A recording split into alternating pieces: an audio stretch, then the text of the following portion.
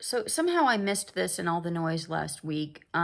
Russia's Novorossiysk got hit by apparently Ukrainian drones. You all know by now I don't really believe in the Ukrainian drone story. I think the Russians are kind of cutting themselves off because it raises the prices. They can get more money, so they don't need to export as much. And it hurts the Europeans, which are the real target of this whole crisis anyway. But apparently the Novorossiysk was shut down last week after an alleged drone attack forced a full suspension. Operations at Shishkari's terminal resumed late Thursday, but only one berth is currently active. A single cargo of roughly 80,000 tons is expected to depart, well below the terminal's normal capacity of about 700,000 barrels per day.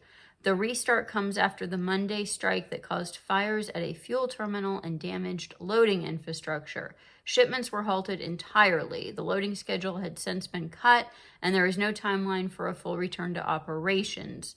Fuel flows are also only partially back. Fuel oil loadings resumed Thursday, and at least one diesel cargo has been shipped since the attack, according to Reuters sources.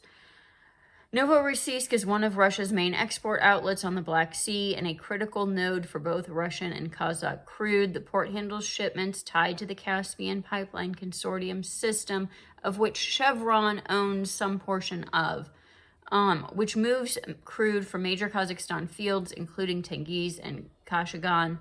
Damage to infrastructure earlier this week included impacts to storage tanks and loading equipment linked to CPC operations. Again, keep in mind that Chevron is heavily involved in this project.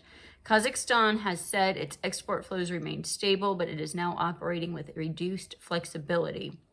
Russian export infrastructure, including Baltic ports like Primorsk and Ust-Luga in the north, and several inland refineries, have repeatedly found themselves the target of alleged Ukrainian drone attacks.